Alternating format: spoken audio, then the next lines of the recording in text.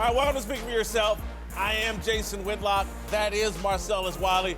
That dude. Yes, sir. Coming up, we'll tell you why the Cowboys might have to get rid of one of their biggest stars. And Frank Caliendo will join the show. Y'all don't want to miss that. But we start every day with a Whitlock. So what you got today? Man, in 1856, Marcellus, Abraham Lincoln popularized the cliche, actions speak louder than words. In 2019, at the height of the social media fraudulence and virtue signaling, President Lincoln's expression is even more profound and relevant. The ability and willingness to evaluate actions is the key to discerning truth. According to social media and the sports talking heads, Baltimore Ravens quarterback Lamar Jackson had a promising rookie season and established himself as a future franchise quarterback. In February, celebrated quarterback critic and Pro Bowl cornerback Jalen Ramsey heaped praise on Lamar, calling him the truth and doubling down on his assertion that Lamar should have been the number one pick in the 2018 draft. Anyone who has the audacity to state the obvious about Jackson, he's a severely limited passer, and the black Tim Tebow, is shouted down as racist. Well, I wonder if NFL receivers are racist too, because according to Baltimore head coach John Harbaugh, certain receivers don't want to play with Lamar Jackson. At the NFL's owner meeting earlier this week, Harbaugh outlined the difficulties of attracting free agent wide receivers to play in the Ravens' run-centric offense. You're not going to be a certain type of receiver want to come play in Baltimore. You know, we have not received phone calls from some guys. That's okay. I don't want to hear from those guys. You know, and we want rough guys. We want tough guys. Let me translate Harbaugh's words. We want receivers who love to block and don't care about catching footballs or going to the Pro Bowl or improving their leverage, their contract leverage. We're looking for undersized offensive tackles. Give us a call if you know it. See, what's going on with the Ravens this offseason are actions that reveal the truth about Lamar Jackson. NFL players talk among themselves, and what's being said about Jackson privately is quite different from what is said publicly. The Ravens have just 4 receivers on their current roster. 2 of them have no experience. Only one of them, Willie Snead, is a legit NFL starter. There's a lot of opportunity to get on the field in Baltimore at the receiving position. No one's interested. That says an awful lot about Lamar Jackson. It says a lot more than the fraudulent praise that is showered on him over social media and on the talk shows looking for social media approval. Take a listen to John Harbaugh's sales pitch to NFL receivers. The counter argument I would make to the naysayers is because of the offense we're going to run and the skills of the quarterback that we have, you're going to get more open. You're going to be more wide open. And if you're the kind of guy that wants to catch a ball and go run for a touchdown, if that's something that appeals to you as a wide receiver, then maybe Baltimore is a place you ought to think about. Let me translate that for you. We're drawing up a lot of gimmick plays to get our receivers wide open because Lamar isn't good at throwing into tight windows like other QBs. The slogan for the Ravens this year, we got more flea flickers than a dog pound. The actions of NFL receivers this offseason tell you everything you need to know about Lamar Jackson. Trust what you see and not what you're being told by people looking for retweets and likes. Lamar Jackson is Tim Tebow with a suntan. Tebow! Joining the desk now are a couple of former Pro Bowlers, TJ Houshmandzadeh and Sean Merriman. Marcellus, I'll start with you. Yes. John Harbaugh's words here, a bad sign for Lamar Jackson and his future as a franchise quarterback. I don't think it's a bad sign. What I think it is the bad class of receivers out there. And it's interesting if you talk about Lamar Jackson, the prospect, the work in progress. We understand that he is a project, but they've already started to fund and invest in this project. And if you're a receiver out there, let's just look at these names. Cole Beasley. Oh, yeah, scary. John Brown, Randall Cobb, Jamison Crowder, Devin Funchess, Adam Humphries, Dante Moncrief, Cordero Patterson. Heard of all of them. Heard of all of them. Now, I ain't heard of any of them last year getting 1,000 yards, though. Did you? Heard of all of them. They got 4 guys, and 2 of them never even. That's why they free agents. That's why they. Not only are they free agents, but they couldn't cash in because to the level that they want to, because they are works in progress as some of them guys as well. So it's funny we're going to put the indictment on a Lamar Jackson when in reality, who are we talking about that these receivers that don't want to play with them? Those guys right there are not the top-level receivers. Top-level receivers, were traded during the season. Amari Cooper were traded during the offseason. And you talk about. Any of them want to play with Lamar? Huh? You think any of them want to play with Lamar? I'm not going to get to speculation. All I'm going to say is the ones who had an opportunity, all ones that had an opportunity, I don't think neither one of them wanted to see each other because those guys need to work on some of their game as well. You know, if I'm a wide receiver and I'm on the market, I'm looking at what Odell got paid, what some of these big guys got paid, and know that if I go to the Ravens, I never have an opportunity to make this type of money. Never. Because you're not going to get the ball. You are secondary to everything else going on. The Ravens are already telling you what they're going to do. They went in the offseason. They got Mark Ingram.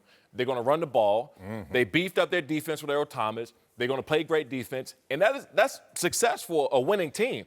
That's not success for a big wide receiver to get paid. So I don't see anything wrong with it. If I was them, it's no different if I was a pass rusher. If you're going to drop me in a 3-4 scheme and make me cover the flats, I don't want to play for you. I want to get the quarterback. Those are the guys who get paid. So a wide receiver, this would not be my first choice. This would be a team that I'll be okay with because we're going to win some games. But I know that I'll never see that contract or never see a big contract than some of these other guys got. So if he wants number one, no top receiver is going to go play with Lamar Jackson, not because of what he's saying. Look at the film last year. Just look at the games he played in and how often receivers got the ball. They didn't get the ball. So you can't now, if you're going Tyrell Williams, who I probably thought he was the best free agent receiver in my opinion, just from a talent perspective. He was the best one. Right. If the Ravens would have given him a better contract than the Raiders had, he'd be with the Baltimore Ravens. I'm not sure. They're not going. Sean is saying, you can't go to the Baltimore Ravens and put up statistically the type of numbers you need to say, this is the type of contract I want and deserve. The Ravens would have to give you that money. Not one receiver is going to voluntarily say, I want to go play with Baltimore. We're going to throw the ball 20 times a game, and out of those 20 throws, probably 15 are going to the tight ends and the backs. Right. Nah, I can't do it. And that's the makeup of this organization. Like, even in their greater years, we talk about when they had the vaunted defense and they went out there and they pounded 12 points a game. Jamal Lewis down your throat, and then Ray Lewis. They tried to change it. When you give Flacco that contract, you're saying we want to be a throwing team. I don't know if he can do that, so we'll pull back a little bit. But with Flacco, they attracted some wide receivers. Steve Smith Sr. Steve Smith, I think Anquan Bolden spent some time there. But Anquan's a big body who can also block and do other things. You know? I get it, but when have we ever heard a coach go on record? He knows, though, Jason. Harbaugh knows. Well, the style of offense we about to run, man, he knows. And again, because he understands the game, he goes, the receivers have their agents reach out to you, blah, blah. Everybody knows there's a need in Baltimore, but they're not even calling. You can't tell me that doesn't say – that says something about their style of offense, but it also says something about Lamar. Yes? No? No, well, look. He's still developing, just like he did at Louisville. Despite him winning the Heisman, despite him looking amazing, there were still issues with his game, especially in the pocket. But then if you look at his numbers and you dive deeper, completion percentage went up every single year. So during that developmental process, who wants to jump on board and say, hey, I'm going to hitch my wagon to somebody who's developing? LeBron came to the Lakers and looked at this young core that was developing that was even more mature than this. And then guess what he said? Bye. Patrick Mahomes is still developing. Is that developing or is that already? That's the MVP. Shined up. That's the MVP in the second year. Don't call those the same by birth certificate. Those are different things. There's a pass play. I went to the LA Charger Baltimore Raven game, and I remember when he threw this pass to the tight end out of play action, which is their style, to Mark Andrews. It was a 68. What's this pass? It was a great dude can't throw. But see, the key is Marcellus. Look at that. Come on, brother. Can he consistently do it? That's the progress. Yeah. If he can consistently do it, now we working with some. But you have to show some Tebow highlights to look good, too. And some winning games. You're right there. Right. You say Tebow, and you think I'm going to take that as a negative. I think that is a positive. Tebow won games. Just didn't look like a franchise quarterback. I understand that. He wasn't given the proper leash. And it didn't look the part. I understand it. But that's not Lamar Jackson. And the game He's just has a guy changed the game a is ton since Tebow has been out of the league as far as implementing a lot of college. Terminology and play. It's changed a ton. I'm just surprised that he come out publicly about it more than anything else. Like if I'm him and I'm trying to sell guys coming through, I'm not going to let the entire NFL know and the public know that we got a problem bringing guys here because he just kind of shot himself in the foot. He's saying that guys don't want to come here because they know what we're going to do, and he reassured everyone that they're going to run the ball and they're going to do those things. Let me give you another theory, because this is what I believe happened. And again, there's always the real truth, and then there's the truth that coaches let out publicly. I don't think John Harbaugh's ever been really on board with Lamar Jackson. He ran Lamar Jackson to get into the playoffs and to get a contract extension. Now he's got his contract extension. Now he can move on to what he really thinks. And damn, we've committed to a quarterback and an offense. It's going to be hard to get certain guys. Buyer's remorse?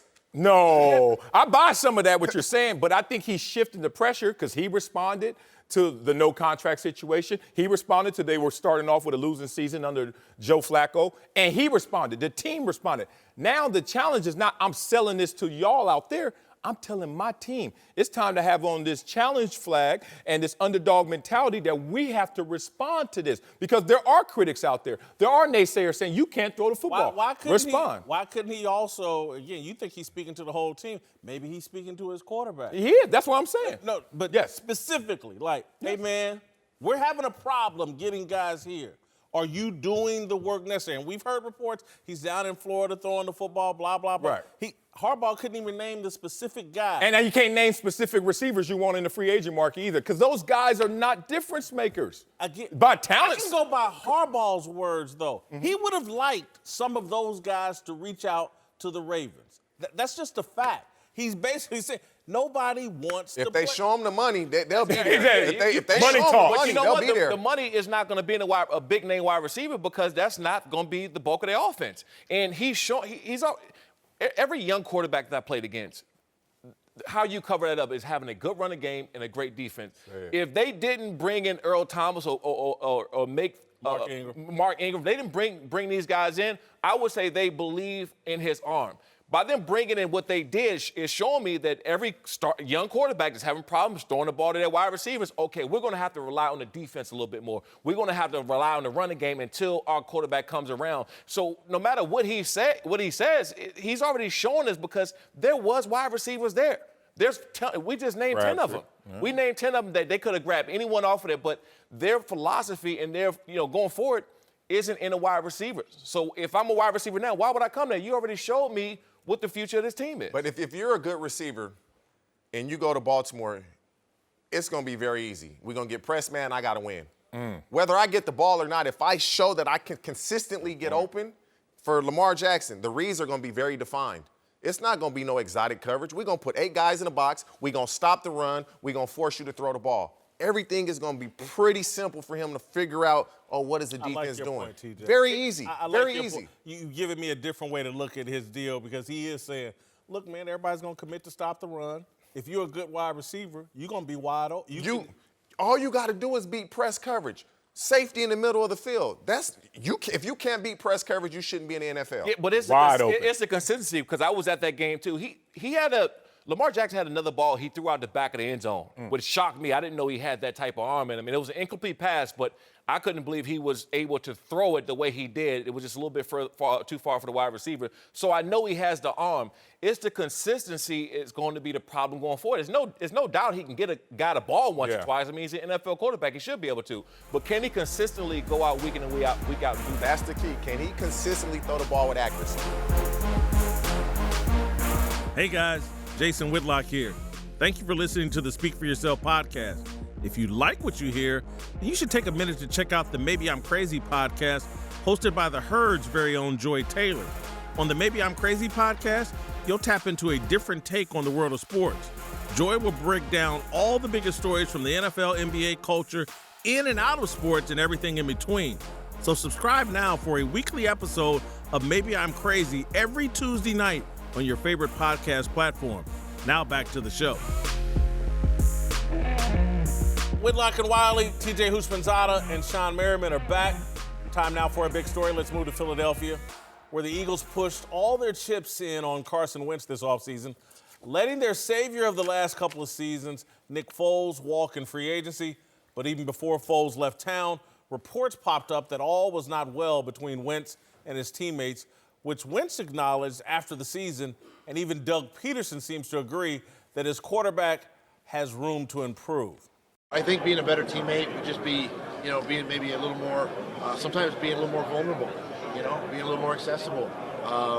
You're obviously committed to your craft and developing your skill, but it's like you want to walk across the aisle and talk to the other side, and that's all part of a maturation process and a growth process, and it's something that you learn through time. And I watched it with some of the greatest quarterbacks I've ever played with. I saw it through Dan Marino. I saw it through Brett Favre, and guys that for them to become better teammates, they embrace the entire team and take on that personality, and then people follow it. Carson's got that. He's got that in him. He's got it in his DNA, and that's what we're excited about. Wow, NFL coaches are being very honest this offseason. This is cut from the same cloth as Harbaugh being honest. This clearly, to me, Doug Peterson saying, man, he's going to have to change his leadership style and reach out to the entire locker room. And I like the point he made about Brett Favre, because Brett Favre was a good old boy. But everybody in that locker room loved Brett Favre. Right. Whether you was from the hood or whether you was from the sticks like him, he knew how to connect. Carson Wentz from the sticks, he's going to have to learn how to reach across the aisle. Look, he's being honest, and he's also stating the obvious. Now, Carson Wentz has had some support from guys across the aisle. Fletcher Cox comes to mind, the people who have supported him. But what he's talking about is what we've all witnessed, which has been the Philly way the last 2 years. There's some lightning in the bottle that Nick Foles was able to capture that went beyond the tangibles to the intangibles, and it rallied this team 2 consecutive years. One time they won the championship. So now he's looking at Carson Wentz, and he's like, dude, when you're healthy, you're a baller. When you're healthy, you check all the boxes in terms of the tangibles. But the intangibles, that's where we have room to improve, because we know that energy's in the building. If it was just once, then we would say, okay, a one-off. But it happened again. So now that guy's gone, and we have invested in you. It's your turn to find that same bottle that somehow, some way Nick Foles continues to find in this building, and make sure you get all you can out of your teammates. They're two different type of players, Nick Foles and Carson Wentz, but I'm a firm believer that leaders are born and not made. You see some of these young guys coming in the NFL, and you can tell right away when they're going to be a leader. They come in and take control of the locker room. They come in and take control of the huddle. Baker Mayfield. Yeah, they come in right away. Now, they'll learn the different coverages. They'll learn to watch film. They'll learn these other things. That comes with growth. But you can tell when a young guy they come in the locker room and they're ready to go right away. Carson Wentz isn't that guy. He's just not that way. Not only you can tell, from Nick Foles being on the field and tell the two difference in the attitudes, the body language when Nick Foles is playing. Guys see him a lot more happier. We've heard at least 4 or 5 different occasions of players coming out saying something about Carson Wentz and the way he reacts to his teammates in the locker room. I just don't believe this is going to change. I believe he just needs to handle things differently. I also believe that because he wasn't on the field and he was injured, it's really hard to be a leader when you're hurt. You're asking the guy to lead your team and get everybody on the same page, but he's not even on the field. So he might have been dealing with something else, and I can tell you that when you're injured and you're away from the team, it is a lonely place. Right. They don't want to hear you barking at them when you ain't balling. You can't start to yell at your team. You can't tell them to pick it up. You just feel almost like you're in the outskirts and you're not part of the team because you're hurt and you can't contribute to your team. So I do believe that has something to do with it. I don't believe Carson Wentz is going to change because I believe that's who he is. So this is how I see it. Is very similar. Is you say the coaches are being honest. Coaches are seeing what's happening in Pittsburgh, and they're going to nip this in the bud right now. We're not going to make like our quarterback is better than everybody else. We're going to do things the right way, and if I got to come out to the media and say it and you have to change, then so be it, because we're going to nip this in the bud before it gets going. 2017 and 2018, Carson Wentz was hurt. You're withdrawn from the team. You're kind of alienated. It's hard to lead when you're not in the huddle. You can, I'm the leader of the team. When you're not playing, you're not in the meetings, you're not on that field, you can't lead. Guys are going, well, you ain't even playing. You ain't even practicing. Right. And so that happens. If he can consistently stay healthy, he'll be all right.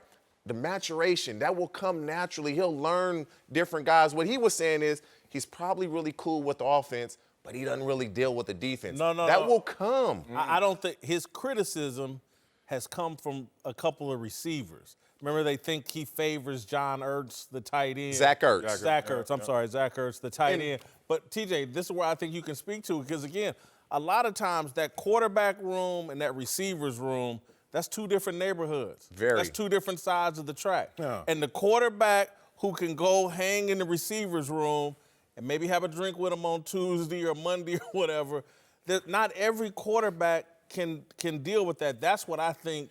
So you know what needs to happen is this offseason, when they're in OTAs, Carson Wentz gets the receivers and they watch the practice together. They watch the practice together and he says, okay, this is what I was looking for on this route and this is what you did. You start to do that and that's building up cachet with the players. That's leadership right there. But you're just doing it because you want to win. No.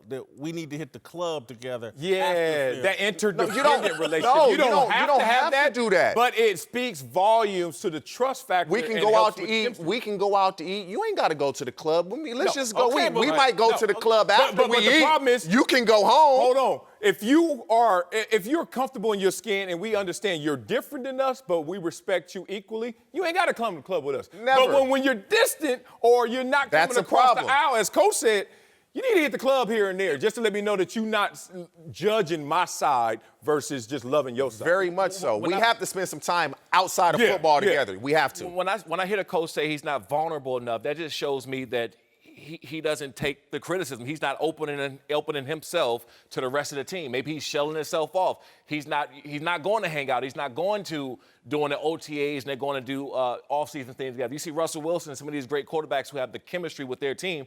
They go somewhere for the offseason. They work out somewhere completely different. They hang out during the offseason. That's not. You know what else he can do? Carson Palmer used to do this in Cincinnati. After training camp, he would have a big party at his house, invite the whole team. And he would do it twice a year.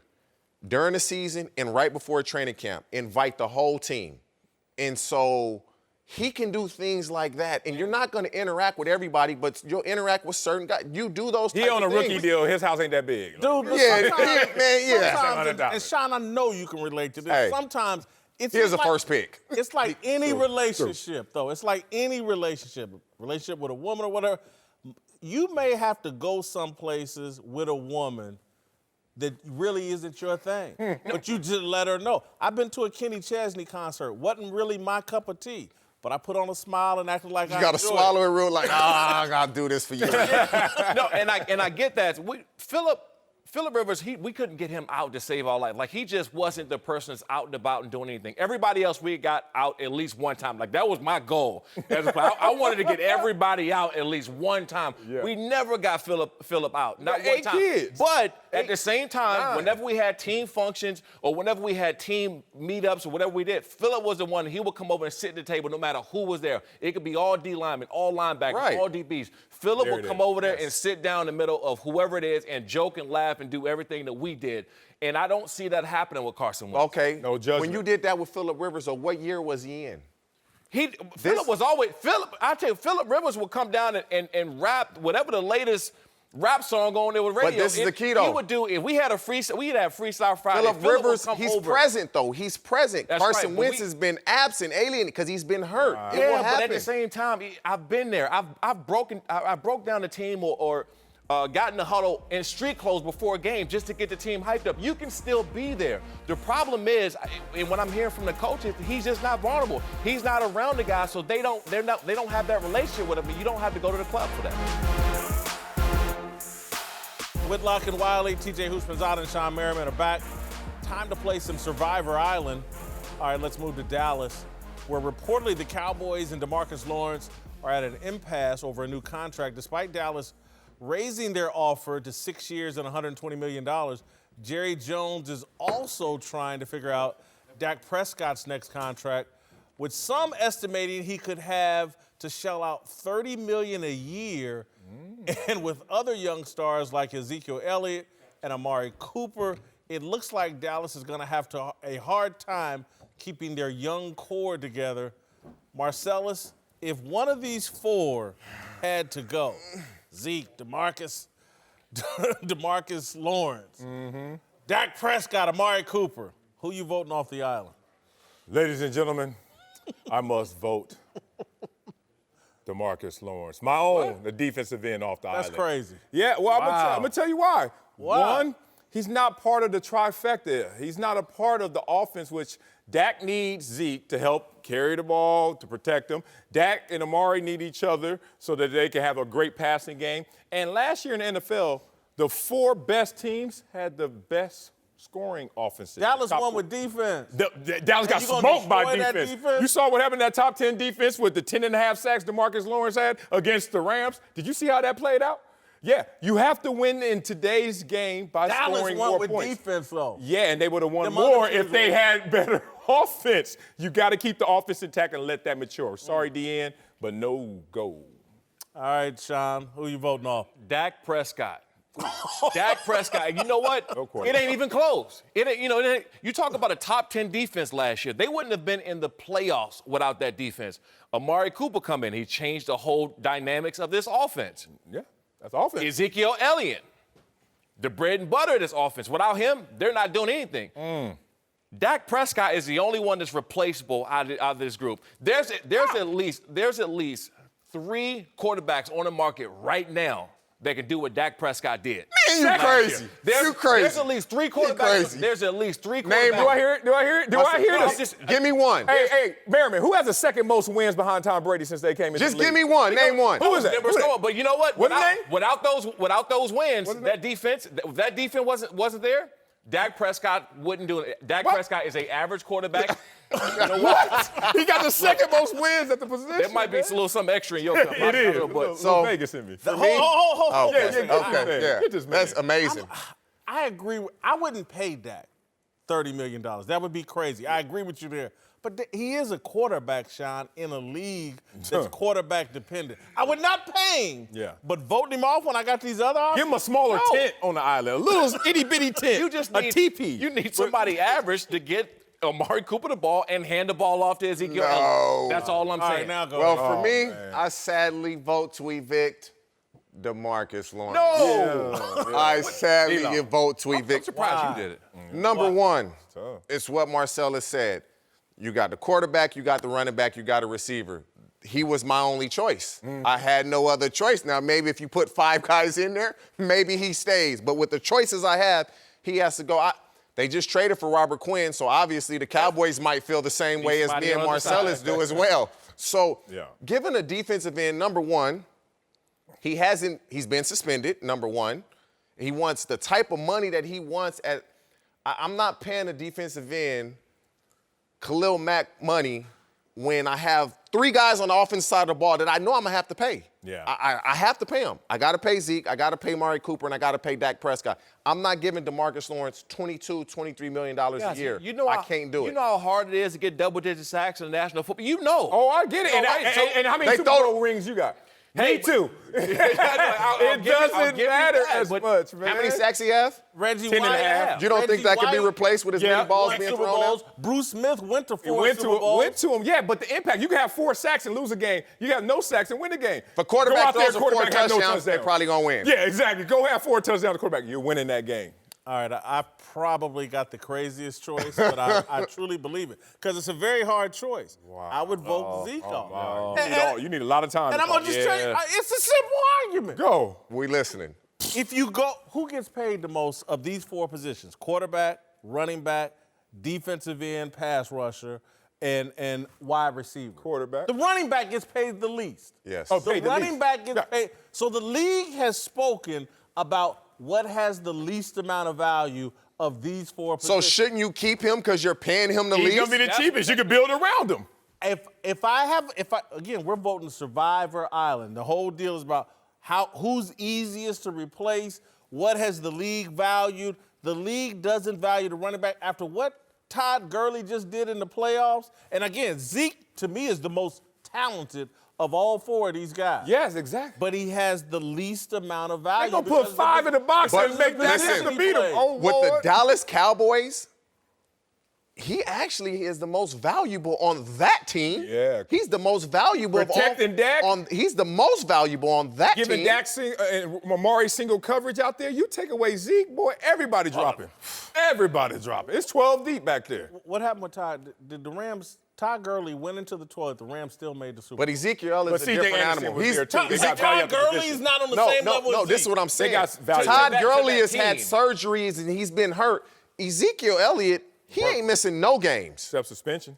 Not from no physical ailment. Right, He's right. not missing a game. He's available. He's there. When he's healthy, he's playing well. Yeah, he's the Todd best Gurley player. was hurt, and so you look at it from that perspective. He's had an ACL What surgery. did Le'Veon Bell just get paid this offseason? Less than what he thought. Man, that running back position. And again, And they missed I'm the playoffs. Again, I'm someone. They missed the playoffs. Yeah, that's true. But I'm someone. I like running backs. I get it. But the league has spoken about this position.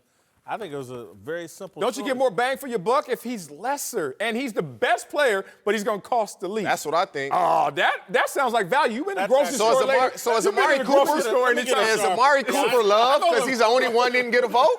I go to Whole Foods. You got a Whole Foods? Whole paycheck. They don't is what that say is. per ounce how much it costs because you don't know value. You got to go with Ezekiel. Switching to Dak. See, I'm with that. And you know what? We sending Dak off in a paddle boat. We're not even going to give him we're going to just ship him We got to go tiebreaker then, huh? Two Daks? Two Dak. No, I'm sticking with Zeke. All right, welcome back to the show. Whitlock and Wiley. TJ Houshmandzadeh's back. Hit him. There it Time is. for my favorite segment. Time to get antisocial. My man Darnell Smith back in Indianapolis. There was a death in his family.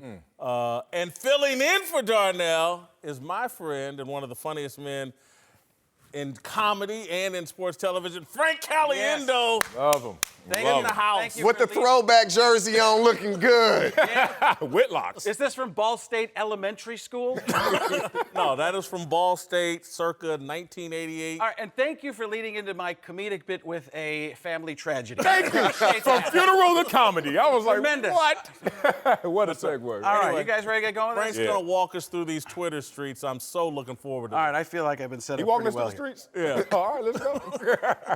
Let's get this going with John Gruden and the Raiders. I'm no Colin Cowherd, but I got a good impression for you, man. He traded one of I wasn't going to read this as Gruden, but now I feel like doing it. Who traded one of the best defensive players in the league, Khalil Mack, to the Chicago Bears last season, man? Mack definitely got the better end of the deal, bring in a $141 million contract, and Gruden admitted this week that he cried for 3 days, man. More than I cried during The Lion King. I tell you what, following the blockbuster trade, he followed up that quote with, and get this on me close, I wanted to coach Khalil Mack. He knows that. You guys buying this? I'm buying your impression, of course. I tell you what, man, I would have traded for 10 of you, man. It would have been 10 of me to make up for one Mac. Bro. I'm not buying this, to be honest. with you. No, that he cried for 3 days after he. Yeah, that's I'm a not little buying much. it. Yeah, but he's just trying to show the emotional level. Like, it was a tough call to make, and he knew that it would help him get opportunities and get more players going forward. So you give up a lot, you get a lot. But, yeah, I think he was emotionally attached to the concept of coaching Khalil Mack. No. When you're in charge and you want to do something, you do it. Yeah. If you want to coach him, you coach him. Don't do that, TJ. That's Somebody gives you an offer you can't refuse to buy your house. You love your house, you love everything about it, but it's like, at that price? And what you gonna do? What'd he Hopefully get? try to find a house that was comparable to that. And he did. He tried to find 4 different players. He got Antonio Brown out of a Khalil Mack. Who he gonna get to rush the passer like Khalil Mack? That's not happening right now. It's not happening. There we but he go. gonna score more points. So he probably didn't cry, but he probably will cry. I tell you what, man, if that house could rush a passer, I'd buy that house right now, man.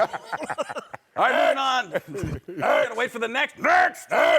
All right, I'm moving on to some big ballers. Big baller brand, baby. We're gonna go Charles Barkley, Listen, Charles Barkley reminds me a lot of this show because he's honest, and the honesty is what I really care about. And this is a man who went out there during his NBA playing days and said, I am not a role model. And then he constantly proved it. So it set him up to be that person. And last year when he said, I want to punch Draymond Green in the face, which I'd never heard anything like that on television before. But his apology, and Jason, you were part of the apology. When he went, that was not an apology, but it was brilliant because it was something he could live with and it was honest. He went on and said, He basically said, I apologize for recognizing that Draymond Green has such a punchable face. That's not an apology, that's a cheat code. All right. It's no secret there's no love lost between Charles Barkley and LeVar Ball. Well, yesterday, Barkley shared his feelings about LeVar, saying, this old big mouth jackass dad put his kid in an awkward situation all year. Like I said, I don't want to see anything bad happen to this kid, but I don't like his dad at all. Social media showed their support for Barkley's comments, praising him for telling it like it is and speaking his mind. Like Barkley putting LeVar Ball on blast? I certainly do. I know one person at this desk who probably doesn't, but I liked it. Oh, man, you know I love me some LeVar Ball. Overzealous, yeah, stepped in it a few times, I get it, but it was really done out of love. I mean, I don't like it when people say, Out of love of LeVar? love for his kids, too. Like, this is the one part that I know he loves his kids, and he always puts his kids first. The dude is from the hood, South Central, where we grew up, and moved to Chino Hills with a plan and a mission to be distant from all the issues to make sure he raised his family. There's a lot of people that maybe not, they can't do that, whether it's financially or mentally, just to say, my priority are these kids. He did that from birth, man. Respect that kid, man. Number one, Barkley has a point, but LeVar Ball is their pops. Like, there's so many kids in inner city that don't have this. He want what's best for his kids, and did he go about it the wrong way? Did he have some missteps? Of course he did. Oh, yeah. But I would rather, I've never met my dad. I don't know him.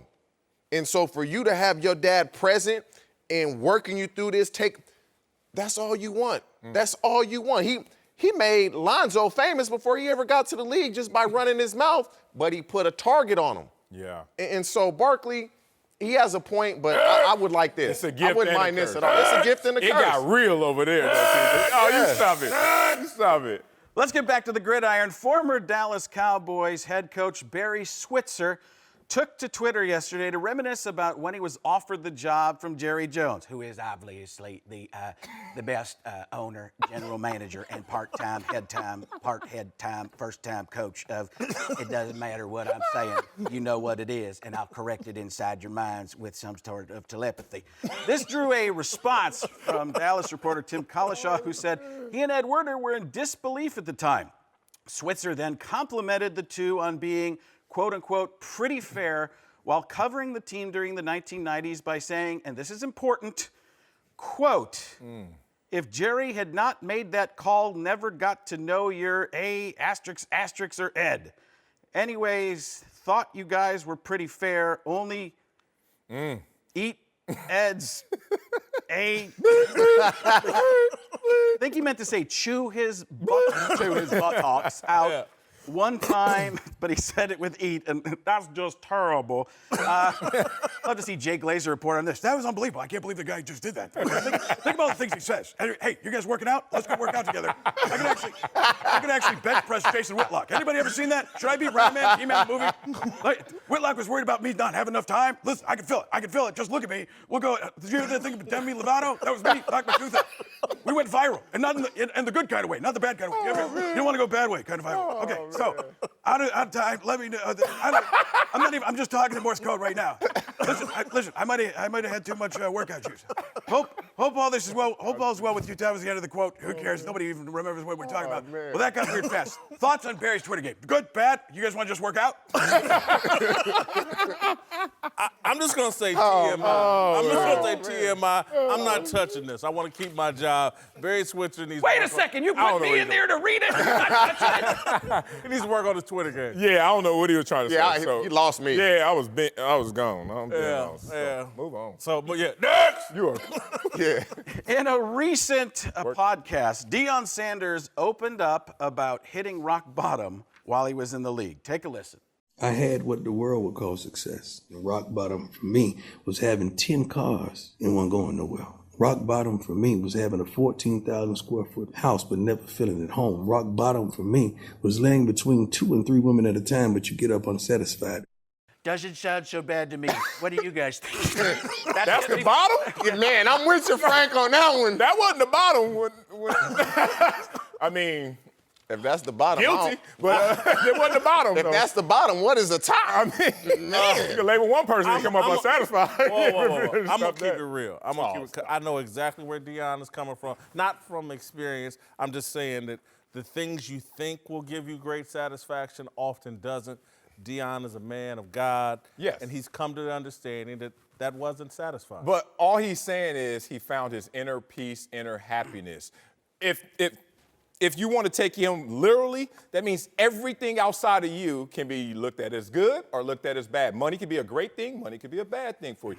You talking about his partying, it could be a good thing. You release, if you handle your job, your work, what is wrong with going out there? Work hard, play hard. So I understand where he's coming from, but at the same time, I don't know if that's bottom. He still was for him. It was. Time. I mean, for me, it's anybody that could be having some of these problems. He's saying this now. His position in the NFL, being one of the greatest players to ever play. Maybe he's saying this for somebody that needs to hear this and say, "Oh, this is me." Yeah, they're masking all their issues. I get it. But does President Trump have any more thoughts on this? I like you. I just didn't say anything wrong. It sounded pretty good. It was tremendous. It's the #1 way to go downhill. Let me just say that. And everybody knows it. All right. This is my last appearance with you guys. We're going to tweet about it. Oh, then you'll be antisocial for sure, Frank. Sticking with football, Mizzou quarterback Drew Lock is gaining more and more momentum after a decent 2018 season and a solid Senior Bowl. He also had a nice showing at his pro day with people around saying he has an it factor, drawing comparisons to the likes of Brett Favre. And this is just a way for you to force me into a John Madden impression. Oh, I mean, is that a crazy comparison? No. I've actually seen Drew Lock play. Yeah. I don't think he's Brett Favre. No. Yeah. The evaluators, we get lazy. Everybody has to be somebody. Just know Drew Lock is not close to Brett Favre, but at the same time, if you had to just go in the landscape, pick somebody, I can see the comparison. But I like Drew Lock, though, in this draft. I seen him play. I actually worked out with him heading up, getting ready for the combine. If he's compared to Brett Favre, then he's going to be great. So he should love that comparison. Take it. That was an excuse just for you to do John. I know what it was. All right. It worked. All right, so now it's time for what we've all been waiting for. Frank Caliendo's question of the day. Take it away.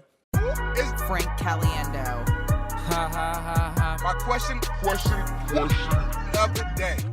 All right, Frank, take it away. All right, I watched the show pretty closely. I have no idea what that means. Somebody wrote this for me, and I feel like I have a sense of who you guys are. I want to check my instincts. I've written down here in a card who I think your role models would be in football and media. So, guys, let me ask you this. Who were your career role models? Career role models? Yeah. Career. Okay. Let me go first. Let me say. Yeah. I'm about to say, my career is different than yours. Mine's easy. I got one. Mike Royko was a columnist for the Chicago Tribune. Who's this? When I was a kid, Mike Royko, Pulitzer winning. Some people consider him the greatest columnist of all time. Nice.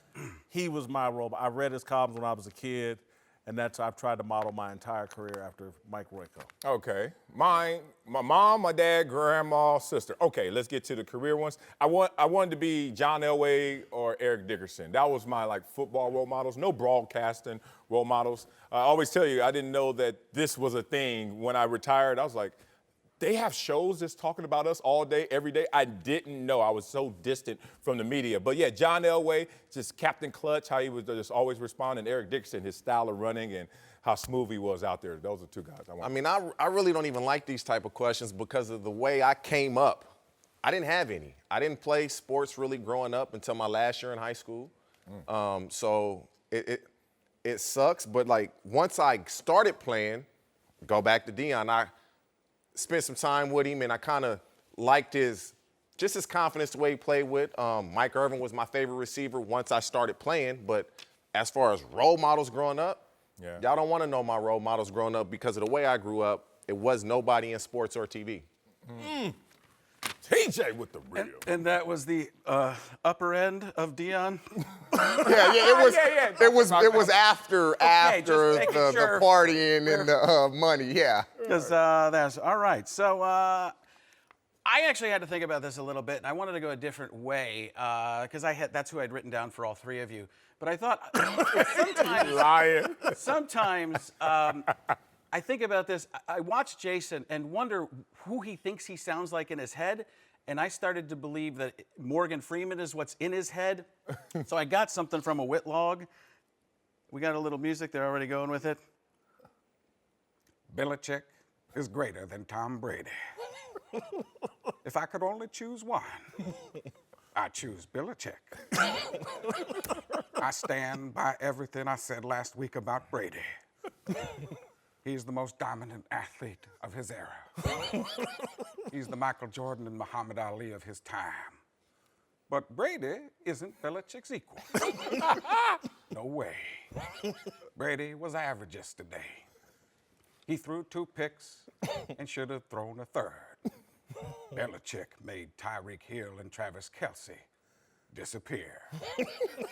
Belichick confused Patrick Mahomes with blitzes and coverages. Belichick is the primary reason the Patriots are in their 9th Super Bowl in 18 years. Unreal. Belichick is why I feel like a clown today. Dude, that's classic. That's good right there, man. Amazing. And Amazing. Marcellus, this is going to be like a little bit extra here. I actually, I feel, and this is going to start out as a compliment. You're going to get worried about it. It's kind of a little, make me feel like Barack Obama if he didn't know all the words he was saying.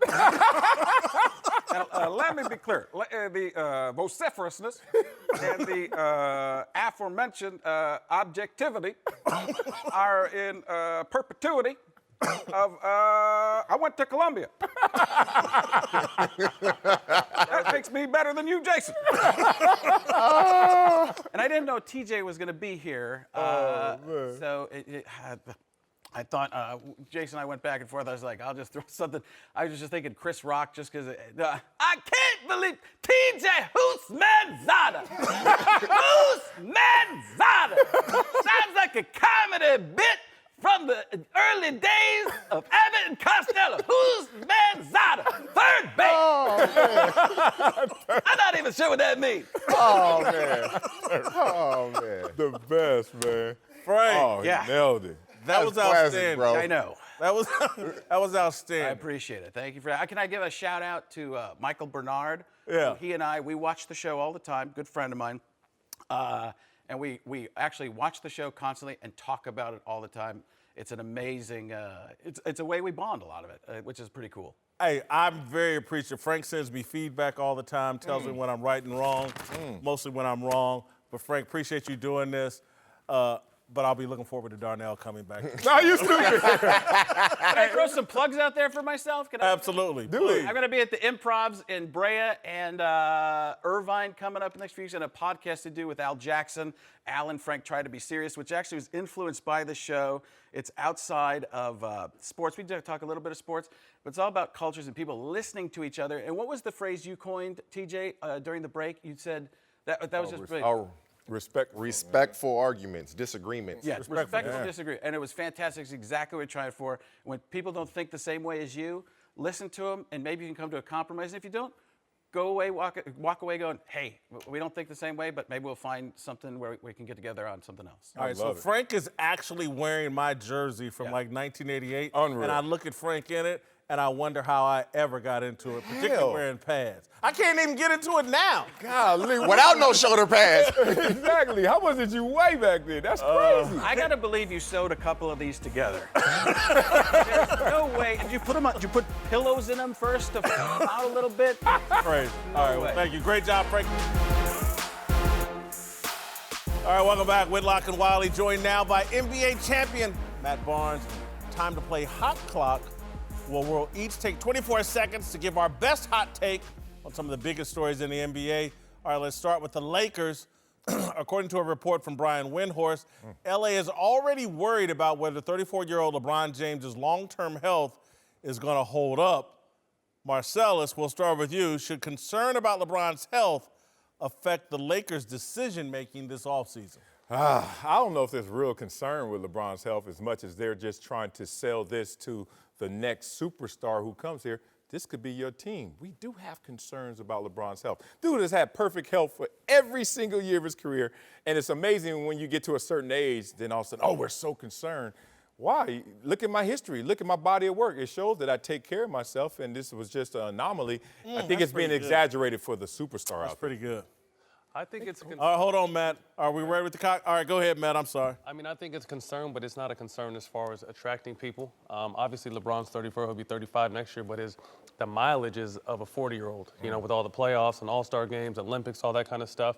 And I think more than anything, they just need to clean up management, clean up that locker room to attract a key free agent. Because right now, I mean, who really wants to go to a situation the way it is? And definitely shout out Lonzo Ball for doing his own thing, man. Happy for him. Respect. You know what I got to say, Marcellus, you flipped me, or you opened my eyes to an angle that's being played here in terms of selling the myth. If you're concerned about LeBron being so dominant on this team, his personality, toxic environment, you know what? We're going to put it out there through Brian Windhorst that, man, we're concerned. Yeah. We're looking for the true alpha. LeBron is on the downside of his career. He'll be the number 2. You'll be the number 1. We're so concerned about LeBron's health. Great points. You flipped me there. All right, to the Thunder, Heavy lifting. who beat my Pacers last night and got an efficient game out of Russell Westbrook, who took just 15 shots. OKC is 27-11 when Russ shoots 20 times or less. Marcellus, do you think Russ will keep playing this way? Absolutely. I respect how he plays the game. Like, look, it's an equalizer effect. If you ever seen an equalizer, some are up, some are down, some are in the middle. You got to know how to apply your knowledge and how to apply it efficiently to the game. He's going to shoot less moving Yeah, he's been doing that all this season until the injury to Paul George. And then he said, look, I got to pick it back up until my boy gets back healthy again. I think we really undermine how he approaches the game. Dude's been averaging a triple-double for 3 years. He knows how to do it. All right, Matt, you think Russell Westbrook will play this way in the playoffs? I think less is more with Russ, and I think this year more than any year he's really showed his maturity as a player and as a man. He's really become a Robin to Paul George's Batman, and you saw that's OKC's success right there. When Paul is scoring and Russ is distributing and doing all the other things, that's when they're at their best. Obviously, like he said, he had to pick his game up when Paul fell down and got injured, but now that Paul's back, I think Westbrook sees himself as Robin. He should. That's when they win. That's when they're at the best. I don't think he sees himself as Robin. I think he's like me and my diet. I go on great stretches for 2-3 weeks at a time, a month at a time, then I fall off a cliff.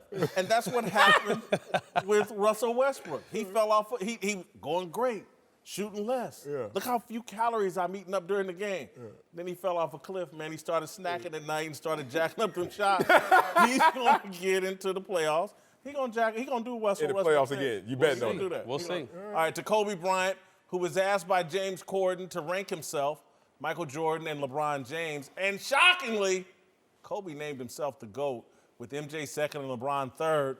Marcellus, do you think Kobe really believes he's better than Michael? Nah, and he told on himself too because, look, this was a brand play. This is Mamba mentality. I got to say I'm the GOAT, I'm the best. But dang, if it was really, truly from his core and he really believed it, he wouldn't have pump faked with it. He wouldn't have even thought about eating no damn cow tongue. Like, who would Kobe Bryant about to just eat some cow tongue because he doesn't want to say he's the best? So I think he got caught up in, am I going to project the truth or am I just going to speak from the heart? And he got caught up in the middle. But no, he doesn't think he's the best. Matt, does he believe he's the GOAT? I think he does, and with just cause. I mean, it's crazy to me the argument the past couple years has been MJ and LeBron. Somehow Kobe continues to get hopped in that conversation, but to me, Kobe's right up there, if not 1B. So I definitely think Kobe playing with them, playing against them. How not? How not? You ever been to New York and got a fake Gucci bag? It's a knockoff. It looks just like the real. You ain't even got to go to New York for that. Yeah, right. You can go right down to Chinatown. Right, yeah. I definitely think Kobe believes that. And I think he hesitated because he realized this is going to be talked about for the next 2 or 3 weeks. I told y'all in the last segment with Frank Caliendo that my role model was Mike Royko, and I'm trying to imitate Mike Royko. You'll never hear me say, I'm better than Mike Royko, when I'm just trying to be Mike Royko. Kobe Bryant spent his whole career trying to be Michael Jordan. Yeah. And now I'm supposed to believe he thinks he's better than Michael Jordan? His accomplishments ain't as good as Michael Jordan's. Not near the MVPs, one less championship, not as many scoring titles. He wasn't the alpha on some of his championship teams. Ooh. I ain't buying it. Ooh, you had all right, to Pat Riley, who says that Dwayne Wade was actually the best player in the world for about 3 years during Kobe's prime. highlighted by Wade's 2006 NBA Finals MVP, Marcellus. Do you think Wade was ever really better than Kobe Bryant? That's a tough one. I'm going to answer in Kobe's own words. When people were taking shots at Kobe, he said, you know what's amazing? My entire career I heard about Shaq, Duncan, McGrady, Iverson, LeBron. Everybody supposed to be better than me. But you know who the one guy that they all supposed to be better than is? Me. Kobe is the constant, the common denominator through all those eras. We're going to go back now, revisionist history, and dig for this? I'm not going there. Kobe was the guy. Matt? Any truth to what Pat Riley's saying? Not at all. I think he's just doing what he's supposed to do. I don't even think, and that's no knock on D Wade. To me, D Wade's probably the third best shooting guard of all time. He's always really kind of flown under the radar because he's just a player. You don't see any antics or any BS. He just goes out there and plays. But I think D Wade knows that Kobe is Kobe, and I think Pat Riley's doing what he needs to say for D Wade's farewell tour.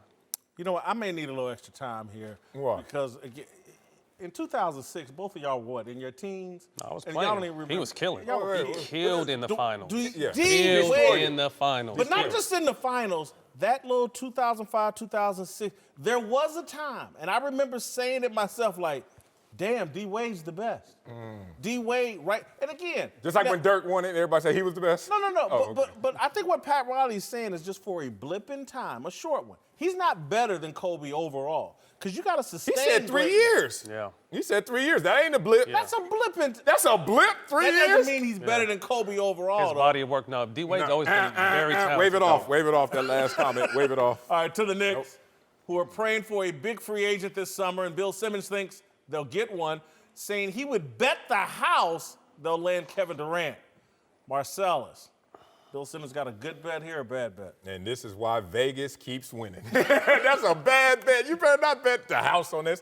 Look, I got some intel that I can say, and there's some intel I can't say. But guess what I do know? Clippers going to put their name in the hat. Lakers going to put their name in. Like, there are real teams that have great situations. And the way that he keeps his middle finger to the sky, KD, he may want to come to the Clippers and say, I'm going to make this a great franchise. Or go to the Lakers and say, I'm going to be better than LeBron on his own team and win one. Ooh, watch. Matt, good bet or bad bet? I understand the bet. Let's put it that way. You got to think, if you're a player that can go in and change the nature and the culture of the New York Knicks, that's when you start talking about him up there with the greatest of all time. Management has always been terrible there, so that's why I don't know if he'll go there. I agree. I've heard a lot about the Clippers as well, so it'll be interesting to see where he goes. I don't know so much about the Lakers, but I definitely think after all this time, I think KD really may be on the move. I think Bill Simmons has offered a provocative opinion and an informed one, but it's still a bad bet. Yeah. Because KD's too unpredictable. In my opinion, it's just like KD moves emotionally pretty frequently, and I'm not criticizing, I'm just observing. And so to think anything you hear about KD today will necessarily be true 2-3 weeks or 2 or 3 months from now, that's not a bet I'm making. KD, Kyrie, and Zion, though? All right, welcome back. Whitlock and Wiley here. Marcellus, I want to play You Said, where we look back at something you said yesterday that I had a strong reaction to. Take a listen. But it's just a break. And it was something that was happening when I played, Take 5. He just renamed Take 5. And now guys are going to go to social media, and we obviously know that the connotation in the workplace with social media means you're distracted. But at the same time, when I played, if we didn't take that 5, those vets started to nod off. All right, so I did a little research and discovered that another first-year head coach went down this path recently. Former 49ers head coach Jim Tomsula, who instituted social media breaks back in 2015. We all remember how his head coaching career turned out. Marcellus. You went there, huh? I honestly believe a social media break would be good for an NFL team. You're not the only one did research. Have you ever heard of the Pomodoro technique? It's a 25-5 technique that they use in teaching and in classroom studies. Basically, intense work study for 25 minutes and then reward 5 minutes. Tomato. I don't understand why you got a reaction to this. It's either take 5 or it's a cell phone break. But if I say take 5 and you use your cell phone, why am I so disturbed as a coach, as an organization? This is what you need to do. Have those guys have intense focus for the time they're watching film and then just give them a little time to relieve. Okay, and let's say they take this 5-10 minutes or whatever, hop on their social media, hop on their phones, and something there distracts them. Girlfriend, wife, mama, something over social media, and then they're bringing that energy back into the meeting room. What's the problem with going to work and just focusing on work? Here you go. What's the athlete's greatest ability? Availability. What's their greatest attribute? Compartmentalized. You don't know how many times I had to go to practice, go to the games, traffic, got yelled at by the family. Oh, the tickets ain't there. You know what I do? When I step between them whites, it's time to go to work. Athletes are conditioned to do that through our entire life and through our entire learning curve. So you can now say, I got to deal with that later, but it's time to go and watch this film. Marcella, and you do this a lot of times. You relate everything to you. And do you ever and the Pomodoro technique. Yeah, do you ever say, not everyone's like me. Right. And that maybe I'm different. And so not everybody has that ability to compartmentalize. You didn't look around the locker room and see a lot of dudes that couldn't compartmentalize? But I also walked around the locker room and I played with 6 Hall of Famers. 6. And at least 3 of them slept through a lot of meetings, but they did their work. They found their way. I seen guys sitting up in the front of the classroom with an apple. Yes, coach, no, coach. Get out there and get smoked. So guys digested a lot of different ways. I think he's trying to say, look, let me think about the lesser guy who can't hold it for a complete hour. He can only hold it for half hour. I'm going to give this guy an opportunity to go out there. Teaching to the idiots. I got it. Uncle Jimmy's here to help us talk through our approval ratings. And to give out his stupid award, Uncle Jimmy. Oh, stupid, dumb award now. Yeah. Uncle Jimmy, who are you? Well, first of all, you can just call me Abraham Lincoln, all right? I'll take it. And I'm here to set you free. Hey, wait a minute. It's been a minute. All right, look here, man. Big dummy of the day, man. Big dummy of the day go to the person who quit playing John Madden yesterday because they couldn't get out of practice mode. Over there, look at you. Quit practice mode. What? 2 grown men playing video games. That was a good night. Playing by himself and quit. I'm going to tell you this. He used to that. I get any more of these big dummies of the day, and we can have cousin Caliendo. Oh. Do the approval rating. All right. Threats. Better give me some more T-shirts. Giving him jerseys. They paying him in jerseys. From our discussion earlier about Lamar Jackson and John Harbaugh. Oh, man. Abraham Lincoln popularized the cliche, actions speak louder than words. Anyone who has the audacity to state the obvious about Jackson, he's a severely limited passer, and the black Tim Tebow, is shouted down as racist. It's funny we're going to put the indictment on Lamar Jackson when in reality, who are we talking about that these receivers that don't want to play with him? Those guys right there are not the top level receivers. All right, Uncle Jimmy, what's your take? So Abraham Lincoln said, actions speak louder than words. Mm-hmm. Uncle Jimmy says, sticks hurt more than pillows, but they both can kill you. Not bad, but what's your point? And what's my perk, Merculus? Kill us. Words and actions are both meaningful and dangerous. My nephew, a.k.a. Mr. Buffalo Butt over there, Bookman. He's trying to kill Lamar Jackson with words. That's an action. Okay? I'm not killing Lamar. I'm just trying to have an honest discussion. Honestly, Jason, you have no idea what the hell you're talking about. Calling Lamar the Black Tebow, calling Lamar Jackson the Black Tim Tebow, that's not racist. Tim Tebow wishes he was good as Lamar. And if you had any type of Madden game about you, you know it. You talking about that video game? Talk about that again. Yes, I am, Merculus. Real serious with that, huh? Listen to me, bro. Lamar can't be stopped in Madden if you know what you're doing. And that's all Harbaugh telling y'all. Look, the Ravens know what they're doing with Lamar. That's all I'm saying. They have a system that works for Lamar. You don't need them big name receivers when you're running that offense. Lamar can't throw downfield, man. Stop it. Bro, look. Joe Montana couldn't throw down the field. Okay? Oh, so now Lamar is Joe Montana. Getting Jerry Rice when he came. Huh? You said he didn't need big name receivers. But what'd you say? Them is just words. Oh. You said, what'd you say about words? You said you don't believe in him, right? My actions are I've been playing Madden in franchise mode with the Baltimore Ravens, and Lamar Jackson ain't nobody stop me.